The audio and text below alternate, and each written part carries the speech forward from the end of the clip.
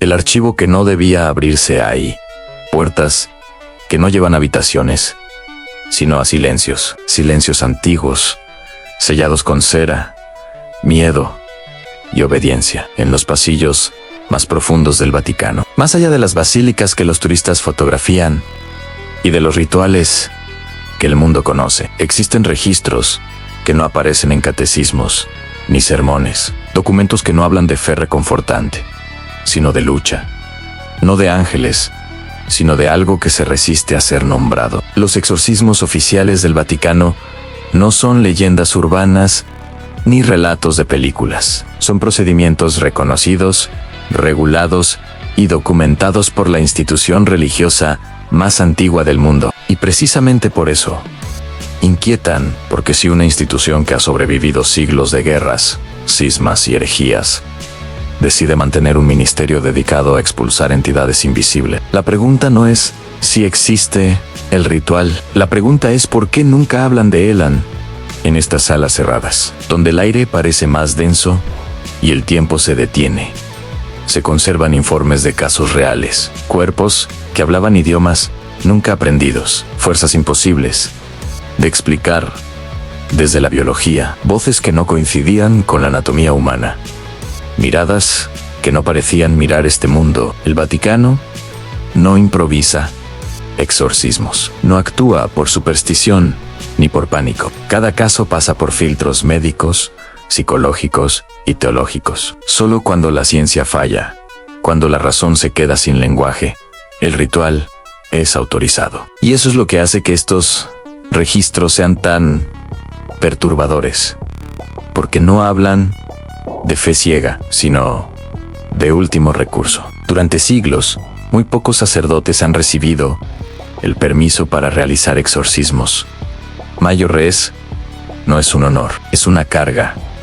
Muchos de ellos han pedido ser relevados. Algunos han enfermado, otros han guardado silencio hasta su muerte, y unos pocos, muy pocos, dejaron testimonios fragmentados que jamás debieron salir de los archivos. Este no es un tema cómodo, no encaja en la espiritualidad moderna ni en el escepticismo absoluto. Se mueve en una zona intermedia, incómoda, donde la mente humana no sabe si está frente a una posesión o frente a algo aún más inquietante, la posibilidad de que la conciencia no esté sola en su propio cuerpo. Si estás aquí, escuchando o leyendo esto, no es por morbo, es porque algo dentro de ti percibe que hay historias que fueron cubiertas, no para protegernos, sino para evitar preguntas que podrían desestabilizarlo todo. Antes de continuar, detente un segundo, respira.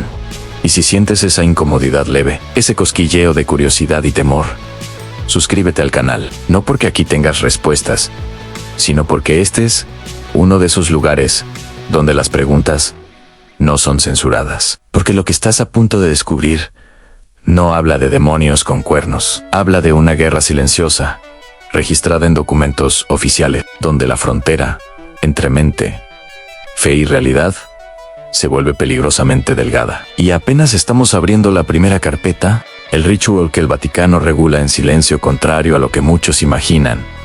El Vaticano no permite exorcismos improvisados. No basta con un sacerdote convencido, ni con una familia desesperada. Existe un protocolo oficial, escrito, revisado y actualizado a lo largo de los siglos. Un procedimiento tan meticuloso que, leído fuera de contexto, se parece más a un manual clínico que a un texto religioso. El ritual Mayo Ere de exorcismo está contenido en un libro específico, autorizado por la Santa Sede. No circula libremente. No se enseña en seminarios comunes. Solo unos pocos lo estudian, y aún menos lo ejecutan. Para llegar a ese punto, el sacerdote debe demostrar equilibrio mental, fortaleza emocional y una fe que no sea fanática. El Vaticano teme más a un exorcista inestable que a una supuesta entidad. Antes de autorizar un caso, la Iglesia exige evaluaciones médicas completas. Psiquiatras, neurólogos y especialistas deben descartar epilepsia, esquizofrenia, trastornos disociativos y cualquier condición conocida. Solo cuando la ciencia se declara incapaz, el expediente pasa a manos del obispo. Y es ahí donde comienza lo que no aparece en los comunicados oficiales. Los informes internos describen síntomas que se repiten con una precisión inquietante. Personas que reaccionan violentamente ante símbolos sagrados sin saber qué son. Individuos que manifiestan aversión física a palabras en latín que jamás aprendieron. Cambios de voz que no corresponden a la edad ni al sexo del cuerpo. Fuerza desproporcionada.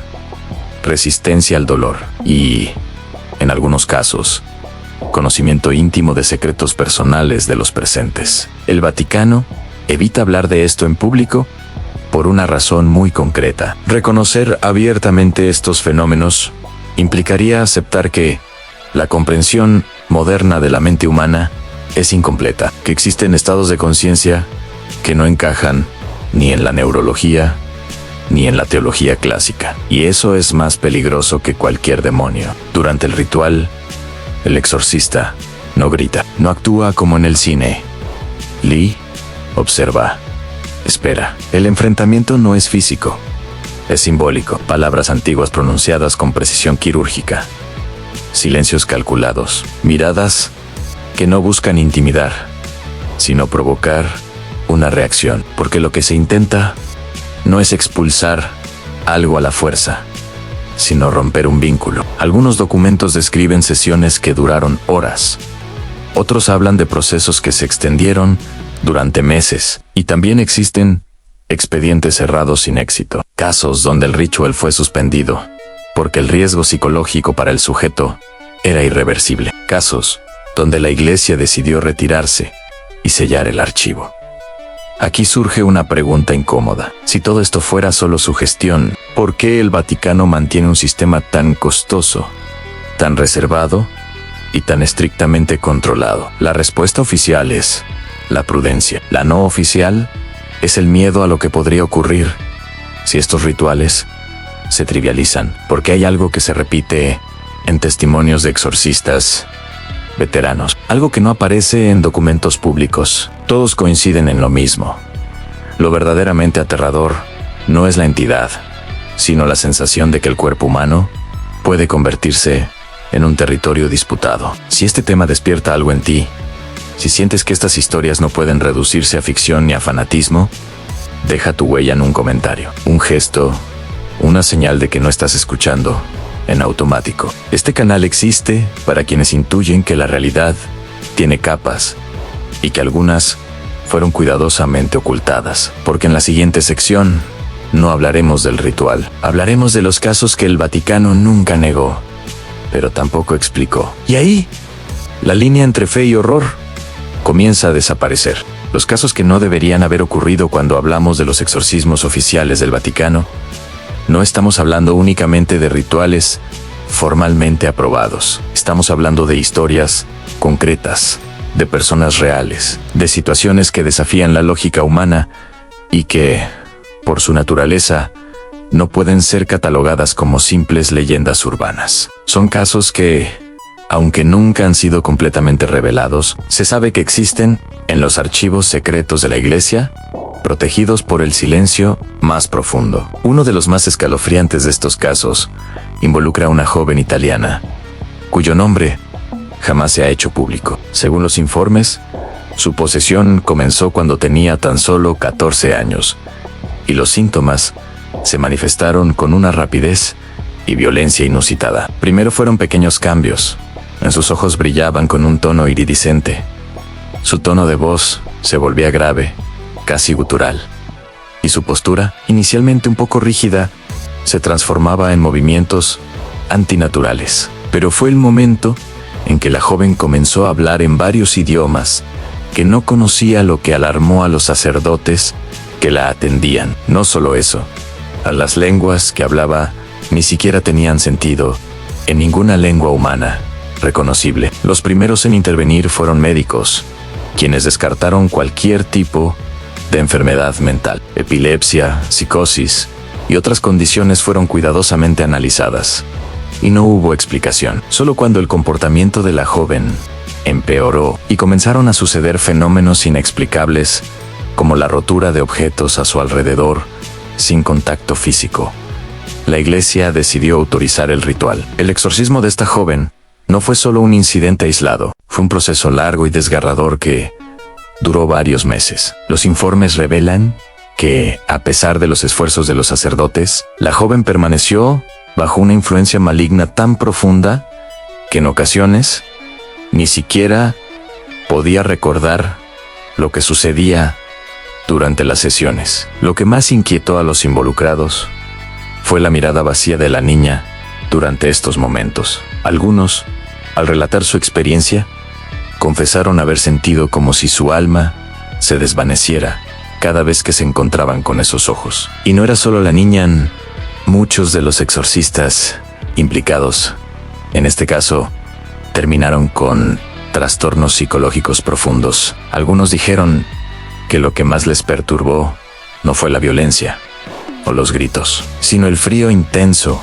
y antinatural que sentían en la sala durante los momentos críticos del ritual. Pero, como muchos otros, este caso nunca se resolvió de manera definitiva. Fue catalogado como un caso no resuelto y el expediente fue cerrado, sumido en los oscuros archivos del Vaticano. Los pocos sacerdotes que conocieron los detalles del caso prefirieron guardar silencio, sabiendo que hablar de ello podría costarles más que su carrera. Algunos de los exorcistas más veteranos, que vivieron en carne propia lo ocurrido, pasaron el resto de sus vidas evitando el tema, como si hubieran presenciado algo que no debía ser comprendido por la mente humana. Este es solo uno de los casos que el Vaticano nunca ha desmentido, pero que tampoco ha aclarado. Y lo que es más inquietante, el archivo que documenta este caso fue sellado bajo estrictas órdenes papales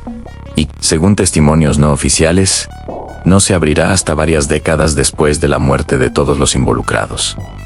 ¿Por qué este silencio absoluto? La respuesta, tal vez, esté en los archivos mismos. Porque cuando una institución como el Vaticano decide mantener a ciertos casos en la oscuridad, es porque lo que hay en ellos podría desafiar la comprensión humana, tal como la conocemos. Y si se llega a saber, muchas de las creencias que sostenemos sobre lo que es posible, lo que es real y lo que está más allá de nuestra comprensión, se derrumbarían. Si lo que estás escuchando resuena dentro de ti, si percibes que hay más en este asunto de lo que te han contado, suscríbete a este canal, comparte tus pensamientos, tus dudas, porque este no es un lugar para quienes buscan respuestas fáciles. Es para aquellos que se atreven a ver la oscuridad tal como es, con una mirada despierta y dispuesta a descubrir lo que otros preferirían que se quedara sellado en el pasado. En la próxima sección, exploraremos otros casos donde no solo las personas fueron afectadas, sino las mismas iglesias y edificios sagrados, porque lo que más inquieta no es solo lo que puede poseer a un cuerpo humano, sino lo que puede poseer a lugares destinados a ser la morada de lo divino. Cuando el mal no habita en un cuerpo, sino en un lugar, hay una creencia tranquilizadora que muchos prefieren sostener, aunque lo inexplicable necesita un cuerpo humano para manifestarse, que sin una mente, sin una carne, no puede actuar. Pero los archivos internos del Vaticano narran algo mucho más perturbador. Casos en los que no fue una persona la que pidió auxilio, sino un lugar entero el que se volvió inhabitable. Existen informes sellados que describen iglesias, conventos y monasterios, donde comenzaron a suceder fenómenos imposibles de ignorar. Campanas que sonaban solas a horas exactas, siempre las mismas. Altares que aparecían desplazados durante la noche. Objetos sagrados que caían sin causa aparente. Y lo más inquietante, una sensación constante de opresión que afectaba incluso a quienes no conocían la historia del lugar. En uno de estos casos, ocurrido en un antiguo monasterio europeo, cuya ubicación jamás fue revelada, los monjes comenzaron a experimentar episodios colectivos. No era histeria individual, era algo compartido. Todos soñaban con la misma figura. Todos despertaban A la misma hora, todos sentían un miedo que no podía explicarse con palabras. Los médicos hablaron de sugestión.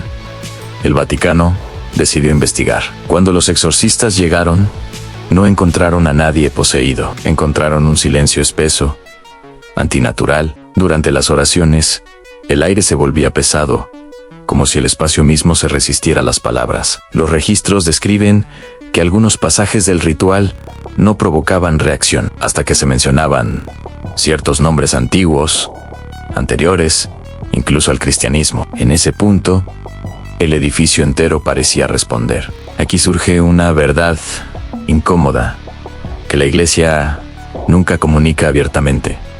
No todos los exorcismos son personales. Algunos están dirigidos a espacios, a territorios, a lugares donde, según los informes, ocurrió algo que dejó una huella persistente en violencia ritual, juramentos antiguos, prácticas previas a la consagración cristiana del sitio, actos que, de alguna manera, alteraron el equilibrio simbólico del lugar.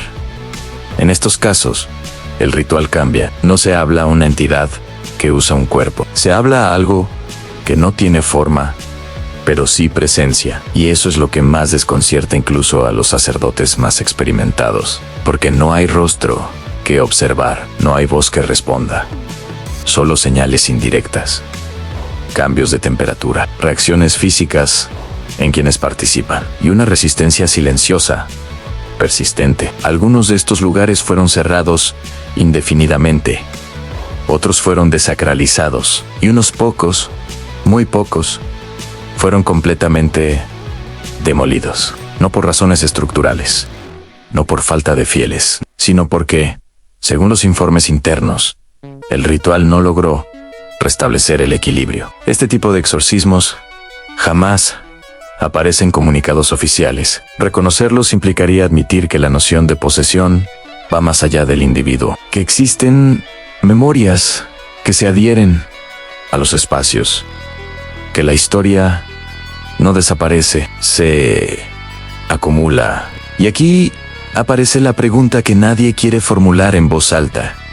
Si un lugar puede quedar marcado, ¿qué ocurre con los sitios donde la humanidad ha repetido el dolor durante siglos? El Vaticano sabe que esta línea de pensamiento es peligrosa porque no solo cuestiona la teología, cuestiona la idea de que el mal es externo, puntual, identificable. Sugiere que puede ser una consecuencia, una resonancia de actos humanos que no se disuelven con el tiempo. Por eso estos expedientes están entre los más restringidos, porque no hablan de demonios aislados, sino de algo mucho más inquietante, la posibilidad de que el mal no llegue siempre desde fuera, sino que nazca, se ancle y permanezca. En la siguiente sección, entraremos en el terreno más delicado de todos. No hablaremos de rituales, ni de casos, ni de lugares. Hablaremos de por qué el Vaticano sigue practicando exorcismos en el siglo actual y qué implicaría para nuestra comprensión de la realidad si algún día estos archivos dejaran de estar sellados. Y ahí, la pregunta final ya no será qué es lo que expulsan, sino qué es lo que intentan mantener fuera del conocimiento humano. ¿Por qué el Vaticano nunca cerró esta puerta en un mundo dominado por la tecnología, la neurociencia y la psicología moderna? Muchos creen que los exorcismos pertenecen a un pasado oscuro, a una época de ignorancia y superstición. Sin embargo, hay un hecho imposible de ignorar: en el Vaticano nunca suspendió oficialmente este ministerio, nunca lo archivó como error histórico, nunca lo relegó a una nota al pie de la teología. Sigue activo, sigue regulado y sigue ocurriendo cada año.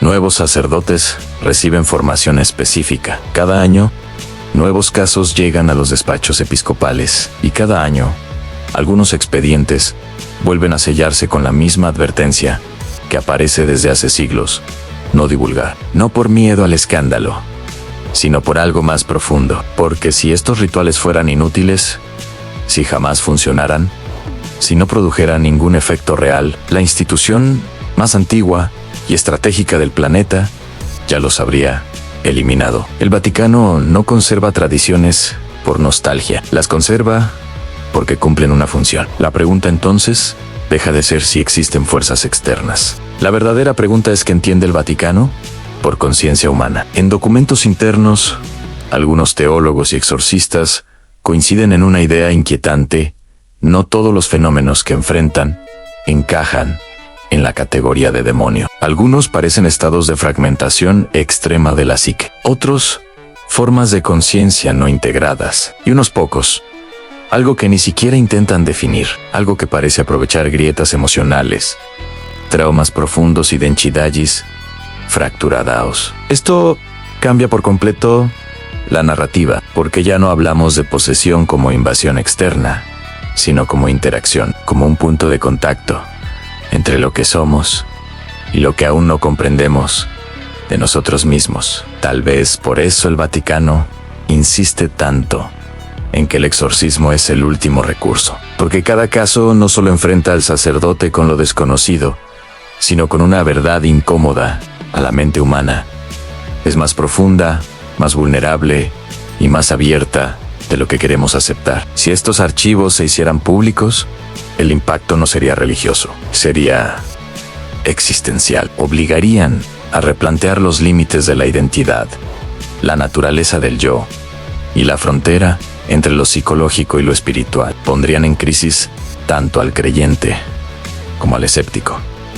Por eso el silencio, por eso el control, por eso la continuidad discreta de un ritual que el mundo cree extinto. Quizá el Vaticano no intenta protegernos del demonio, quizá intenta protegernos de una verdad aún más perturbadora: que la conciencia humana no es un sistema cerrado, que puede ser influenciada, fragmentada, amplificada o desbordada. Y si eso es cierto, entonces los exorcismos no serían una guerra contra entidades externas, sino una defensa desesperada de algo mucho más frágil: la identidad, la mente, la noción de ser uno mismo. Si has llegado hasta aquí, no es casualidad. Algo en ti reconoció que estas historias no buscan asustar, sino despertar una duda necesaria. Si sientes ese eco interno, esa inquietud silenciosa, suscríbete. Comparte este contenido con quienes intuyen que la realidad tiene capas que no aparecen en los libros oficiales. Deja un comentario. No para opinar, sino para dejar constancia de que estuviste aquí. Porque lo que acabas de escuchar no busca que creas, sino que recuerdes